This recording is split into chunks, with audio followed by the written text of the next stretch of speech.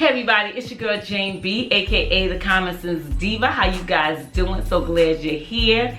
And I am here with another review recap of The Bachelor Season 25 with Matt James, Episode 9, the Overnight Fantasy Suite Dates. And I was excited to get to this point because they have been teasing us, you know, the whole season with little scenes with Matt with no shirt on, with the muscles popping, and so we was ready to get into that, and so I'm excited to be able to review that. But before we go on, let's just talk some quick Bachelor news. It's been a lot going on, a lot of drama, but I just want to keep it succinct, and I just want to talk about the pertinent upcoming changes that have been made, and that is with Emmanuel Ocho. He is a perfect choice because he has a web series called Uncomfortable Conversations with a Black Man, where he's brought people in, he's had conversations with them, white people from different backgrounds, between cops, actors, people who have adopted, you know, black children, and different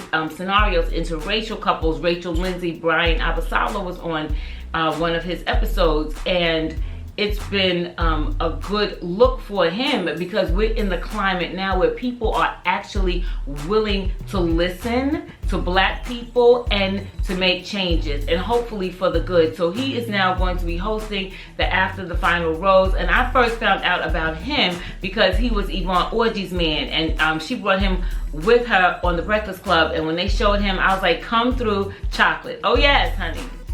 He was looking very good. I mean, he still looked good now. It's funny because I see him through a different lens now, because I see him through the lens of this reporter, or this, not journalist, but this person bringing information. But before, he was just fine, child. He's still fine, but it's still a good look, and he's going to do the After the Final Rose. Now, Emmanuel, I'm going to need you to really get in there with those questions. I'm going to need you to get the hard questions and get some results. At least something that will be satisfying, and something that comes from a genuine place, as genuine as you can be, because they are taping the After the Final Rose, so it's not live, so you're not going to actually get what is being said. So, you know, hopefully they won't chop it up too much, they won't edit it down to the ground too much, and we can really get the essence of the conversations that will be happening on After the Final Rose. So congratulations to you, Emmanuel, and hopefully it'll be an amazing, amazing show, and then they can bring you back for subsequent episodes. Okay, so let's just get right into these overnight dates. This episode for me, it was like solemn for some reason. I don't know, maybe it was because of the whole situation with his father, but we'll get to that in a minute. But before we even get started, Bri, I'm gonna need that white top. I'm gonna need that white top you had at the beginning of the episode, because she had the shoulder out. This is homage to Bri, because I love a shoulder out moment, and she was giving us a shoulder out with that white top with the strap in the back. Okay, I'm gonna have to do some research and find that top because I need it in my life, Bri. Amazing. So, you know, the episode is starting off. It's just the reflections that the women are having as far as being the one of the final three, and the upcoming dates, and what this may mean. And I have to laugh because every time they say, because we're just gonna have that uninterrupted time where we get to talk and we get to, but you waking up in the bed, stop it, y'all not just talking. Y'all not just talking, but I'm just saying, but it's nice, you know, this is for the PG, this is for the children that's watching. Yes, they're gonna talk all night, all night they're gonna be talking, right? So, meanwhile, Matt's sitting there with 75 abs, just popping, okay, looking good. I know he's smelling good, haircut good, teeth good. All right, so anyway, so they're reflecting on, you know, their upcoming dates, and I'm gonna tell you, y'all really pulled a good one on us, because, you know, the way the teasers was going, you know, the way I saw it, I thought Matt's father just popped up on him, surprised Matt now falling, rolling on the ground, upset, and that's why he crying on the curb with Chris Harrison. Like, they just really did a number on us, when come to find out that, you know, Matt was giving his reflection, and when that door opened up and I saw it was his father, I was like, what? Even though I knew the father was coming, I knew he was coming, but it was something about when he opened it that let me know, oh, so you knew your father was coming, like you was a part of this. So, you know, they psyched us out with the trailers, and they do a great job with that, and they did their job, because I had no idea that that Matt was gonna, you know, first of all, I didn't even know the father was in Matt's life, okay? I didn't even know if he even knew his name halfway, because it just seems like he was just MIA. He was just gone. He was not there. And when he opened the door and then they kind of hugged it out, I was like, oh, okay, so he's somewhere in the picture. I don't know where, but he's somewhere, because Matt hugged it out. It wasn't like he was a total stranger. So he came in and, you know, they did their little small talk, yada, yada, yada. And then they had their seat, and then they started to have their conversation. And I guess from Matt's perspective, he just wanted to know, like, listen, I need to get things right with you, because I don't really have a great relationship with you. I'm about to embark on an engagement or a relationship, and I just want to make sure that I avoid the pitfalls, which is you. Now, of course, he had his mother's perspective, but now he's having his father's perspective. And of course, you know, they cut out a lot, but from what we were able to see, you know, the father was like trying to make his case, but then Matt was like, but wait, you have family. So I was like, oh, Matt got siblings out there, because he said you have families, you were starting families.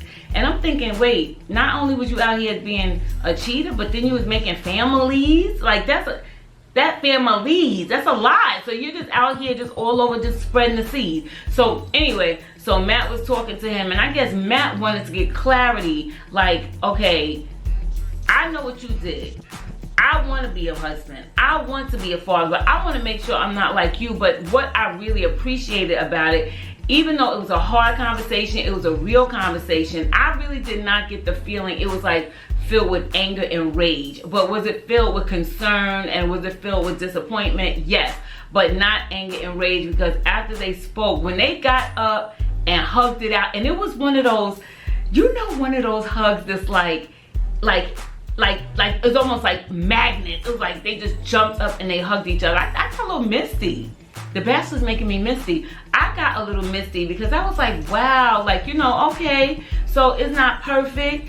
It is what it is. But I guess Matt's at the point, like, look, if I really want to go on, I'm going to have to forgive. I'm just going to have to forgive him, not hold him accountable. I know what you did. I see you. I know my mother's, you know, reaction to it, and I know it went wrong, but I can still love you, forgive you, deal with you accordingly, and make sure I move on and don't make the same mistakes. So I was here for that. I was here for that reconciliation. I was here for the fact that, you know, of course, there's a bad stereotype with the black man not being with the family, because not all black men ain't with their families. Let's keep it real. There are a lot of black men that are with their families, but since we're gonna go down that road, and since this is a Bachelor, you know, I'm glad that they brought him in. You know, they were able to rectify, and then we'll just see where it goes from there. And hopefully, you know, after the season is over, Matt can give us some updates. Maybe he could, you know, put some pictures of you and Daddy on Instagram trying to work it out. You know, something like that. And, you know, that would be really amazing. So he had that. And I understand that, because it's like, before I move on and make some major life decisions, let me make sure that my relationship with my father is at least decent. Okay, so it's at least decent. So that's what happened. So they met, and then after that, now it was time for the overnight dates. And what was different about this time, as in probably in Tayshia's season as well, but in this season, what was different was the fact that the women are still all together. In past seasons, you know, they're usually somewhere in another country, they're somewhere else, so the women are not together. But the fact that you see now, you're actually seeing the three women that you know are gonna be with your man, and they're gonna be all night together. You know, just that's a mind screw right there. Just knowing, like, oh, you're about to be my man, y'all about to be together overnight, y'all about to sleep together. Like, it's kind of crazy. And I can see where your mind can totally play tricks on you, as we saw in Rachel, because she was bugging out, but we'll get to that in a minute. So the first overnight was with Michelle, and then I was thinking, I was like, is that a good thing or a bad thing? But I guess you get it fresh, and you don't have to worry about who he was with before you are trying to compete or anything like that. And so he and Michelle met up in the rain. They got together, smooch. No wraparound like this time. They didn't do the wraparound this time. So they got together, and then he was like, okay, after, you know, I saw you with your class, I know you need a spa day. Okay, so they went to the spa, and I was like, okay, this is cute. They said the Pennsylvania Dutch spa. I was like, okay, with the milk. I was like, I'm here for that, because I love a spa moment. I love a pamper me moment. So I was just like, all right. So they was giving you the milk bath. I don't know what was in it. It looked like some herbs, something was in the tub. And then they gave you what looked like to me, when she said oatmeal, I was like, well, that looks like that could be like some sort of scrub, maybe something like something that, I don't know, you could use for a scrub. I'm not sure what it was, but it looked very interesting. And then I thought, here I go, thinking those was massage bars. Honey, they said butter. They said that was butter. So now Michelle is laid out, and then Matt smacked her on the butt. Matt smacked her on the butt with the flowers or the dried herbs or whatever it was. And shout out, wait, another fashion moment. Shout out to Michelle's white bathing suit. That white bathing suit was giving me 1940s vibes, where it was high-waisted, yet it had the tie in the front. I was here for that. I'm gonna need that too. I'm gonna have to scour the internet to get that too, because that bathing suit was everything. Michelle looked amazing in her bathing suit. So then after that, you know, now they got real sticks of butter, honey, real butter, and they were just oiling each other down, and I was like, it just looked amazing. I was like, okay, I'm not mad for that. They buttered each other up, and then, you know, they were just doing their thing. And then, I don't know about you guys, but to me, it just seemed very, very fast, these dates. I was like, okay, just boom, boom, boom. I mean, I guess they just gave you the highlights, and that was it. So they did their thing. They were, you know, buttering each other down, honey. And then after that, you know, was the evening portion, and where they got a chance to talk and, you know, catch up a little more. And then Matt actually had a chance to speak to Michelle about his father. And I was wondering if he was going to talk to him, and the fact that Michelle was like, listen, tell me anything, tell me everything, I'm here for you. And he was able to tell Michelle, you know, what was going on. And Michelle was there. She received, you know, what he had to say about his father, which was commendable of Matt to, you know, just to share that. And then, of course, the fantasy card. Listen, if you decide to forego your room, hell no, we ain't foregoing nothing, child. So anyway, they go to the room, and then, you know, it was just so fast to me. Then, of course, it's the typical, we start kissing on the bed, and next thing you know, the door closed or whatever like that. But the next day was really cute. Michelle was laying there, and she was just rubbing his chest. She was like, I woke up with my man, and I can see this forever, you know, that kind of thing. And because Matt has a way of just zeroing into your life, like Matt zeroes into your soul. I mean, he's like, I can see why all the ladies at the women's tell always like, you know, thank you for everything, because he really makes you feel special, and you can't be mad at that. Look, it didn't work out, but you made me feel amazing, so you know I'm here for it, child. So I'm not mad at that. So anyway, afterwards, you know, it was just a very cute moment. They outside the balcony, and all I said was, Lord, please don't let that balcony break, because it just looked like it didn't look stable when they was leaning against the balcony, and they was just, you know, doing the afterglow wrap up. You know, the afterglow, you know how the afterglow go, when you wrapping up and you remembering and carry on, child. So that was that. Then now it's time to leave, and Michelle was just like, I love you. And it really felt like she was talking to her man, like, you know, I love you, that's what you say, you know, after you get your little hug on and everything. And she got her little hug on, and she was like, all right, I'll see you later, whatever. And then when she was leaving, Matt done called her Michelle, and she turned around. I was like, you know, y'all so cute. Anyway, so that was it with that. That was a really good date. Now, listen, now while all that's going on, you know the show still gotta give us a little drama. So back at the house, back at the, wherever they staying, child, at the chalet, back at the chalet, you got Rachel having a breakdown. Now, if Bri was having a breakdown, she kept it cool. You know, Bri was just like, you know, I'm good. Rachel was in an all-out breakdown. She is having a meltdown. He's with another woman, and I'm like, now, you know, it's three of y'all. You know, I'm sure you watched The Bachelor. You know how this goes. You know he gonna end up with, you know he gonna have to be with all of y'all. But I guess because it's in the face. So for that, I can understand, because it is in your face. Like, you know, the guy you like, now the next girl's, you know, going off with him. So I totally get that. But child. So now Rachel's having a full meltdown, whatever. And then Michelle come walking in looking like the afterglow. Child. She come walking in. And then she said, oh, it was nice. It was really nice. Because you know she ain't gonna go into detail. She's like, it was nice. And yeah, we did a spa. And then did she say he buttered me up? I don't know if she said that, but child, don't say that because then Rachel gonna just faint. But anyway, so that was it. So then Bri's date was next. And I'm here to tell you that Bri's date was wearing me out. I was like, so Michelle is getting the full indoor with the heat and the warmth and the butter and the milk, and you're getting outdoor with a tent and s'mores? Could y'all get Bri inside? Bri been outside since this whole thing started. She stay outside. Bri stay outside.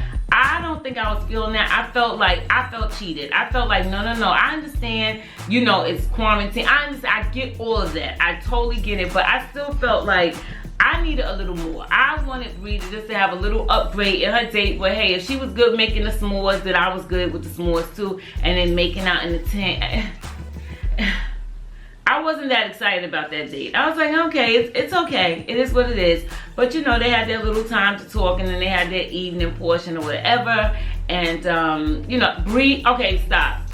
Bri is so pretty. She is so beautiful. She is gorgeous. She is so pretty. And when she walked up to Matt in the evening portion of their date, and they had a chance to talk, and you know, Matt was saying that this is what he's ready for. He asked her about the engagement. She asked him about how do you feel about getting engaged, and he was very, very excited about it. And then after that was the evening portion, and Bri is so little. She is so tiny. She's like a baby next to Matt, because she looks like she's about maybe 5'2" or so, and Matt is 6'5", so it's like, oh my God, such a difference. But you know, of course, they went to the room, and you know how it goes. This is it. You know, then the lights go out. Next morning again, she laid all across Matt. I was like, yes, God. She laid across Matt, child. And then they making breakfast together. I said, okay, so they gave him room for breakfast. For breakfast. They made some breakfast together. And I was like, okay. And then Bri, when she was saying goodbye, it kind of made me sad because I could see the handwriting on the wall. And Bri was like, oh my goodness. She was like, you know, this is the last time I'm going to see you before the rose ceremony. And I was like, oh, Lord. Girl, get it in now. Get them extra kisses in now, because this may be the last time. I don't know. So anyway, that was the end of that. And then Bri came back with the afterglow. Everybody coming in there with the afterglow. So Bri came in with the afterglow, and you know, she was just saying it was good, and you really do need that time. And I just want to know, how much talking y'all doing?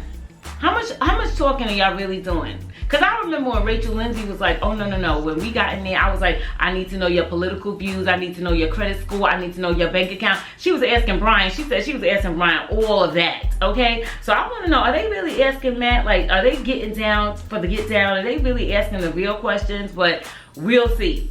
So anyway, so now it's Rachel's time. So now she can pick herself up off the floor. But then she's still feeling away. She's still feeling like, okay, these two other girls have my man for 24 hours or whatever. What's gonna happen with me? So now she's having a meltdown. I was like, you know, sometimes these people act really frail. Like they just can't handle what's going on. But listen, I'm not in a position, I can't all the way speak, but I mean, I'm saying. So anyway, so now Rachel, it's time for her, and she gets with Matt, and you can already see, she, you know, normally it'd be the big hug and the jump and the kiss and carry on. She just was like, hi, how you doing? You know, I'm ready for our day. Whatever it is, yeah, let's go. And so now they go and they're doing pottery, which you know is homage to Ghost.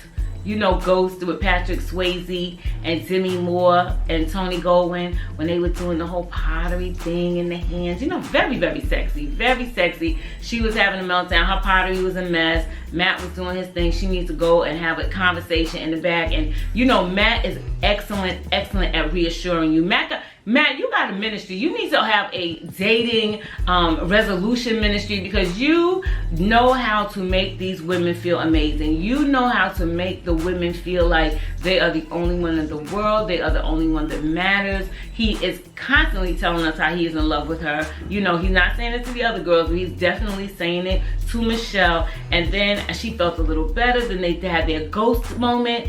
And then after their ghost moment, now he is putting that mud on her pants, and I was getting tight. I said, clean your hands, but whatever. He was putting the mud on her hands, and they was kissing. Next thing you know, he carried her away, honey. And then they had the night portion, and you know, they was having their conversation. You know, Rachel gives me very, I don't know the vibe she gives me. She does not give me like a vibe of, you know, she gives me a scary vibe. Like the other girls are like, I don't care who was here, I love you and I'm feeling you and this is us. Whereas she's just always, it's that, I don't know, and I love you so much, and I just don't know where you stand, you know, girl. So I don't get the passion like I get from Bri and Michelle when it comes to Rachel. But anyway, so Rachel now is, you know, they're having their nighttime portion, and next thing you know, fireworks is going off. And I know them other girls saw the fireworks. I know Michelle and Bri were like, I know it's fireworks, we didn't get that. But anyway, they got their fireworks, or maybe we just didn't see them. But they got their, you know, Rachel and Matt got their fireworks. Then they were like, you know, making out. And next thing you know, it's the next morning. But I'm trying to think, what? They didn't really show us so much of the next morning. Did they? Maybe I have to check again. But anyway, so that was it. And next thing you know, now they are getting ready for the rose ceremony. And can I just tell y'all, everybody was slayed, honey. Michelle was slayed, and Bri stayed slaying. And Bri stayed slaying with a dip back. She loved the dip back. Everything she wear got a dip back in it. And honey, they were slayed. She had that side part with that ponytail swooped. Michelle had her hair. Rachel looked nice, but the other two were slayed, honey. They were slayed. And then they came out, and you know, Matt came out, and he didn't even really say a whole lot of words. You know, he just basically started handing out roses. He may have said 1 or 2 words. I have to double check. But he started handing out the roses, and he gave Michelle her rose first. I was very happy for that. And then, you know, of course, Rachel got hers, and Bri was left. And I'm going to tell y'all, I have never seen an exit so fabulous. Because, honey, Bri was giving you the one tear with the eye, with the white. She was giving tear white.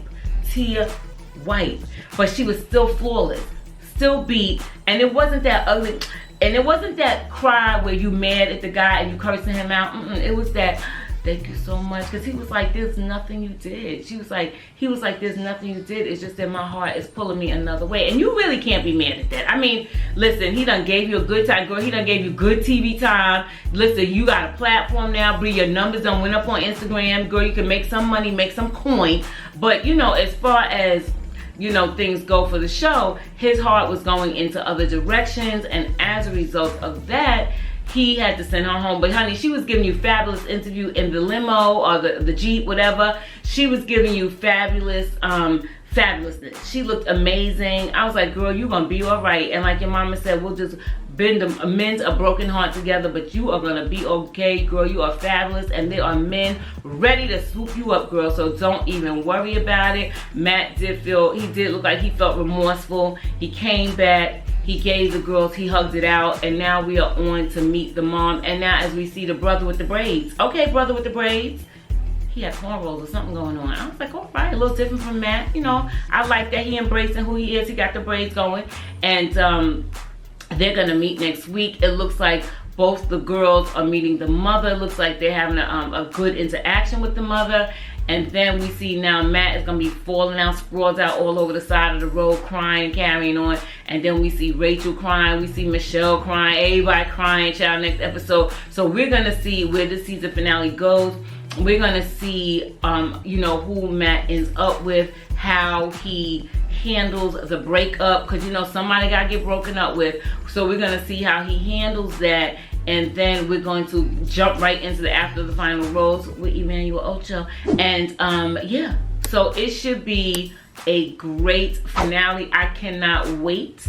But listen, guys, if you like this review, definitely subscribe, hit the notification bell, hit the like button, get my numbers up, y'all, so I can just be all up in the algorithm, so I can get suggested, so y'all can see my stuff, so y'all can tune in, okay? So seriously though, definitely, if you like what you see, definitely share if you care.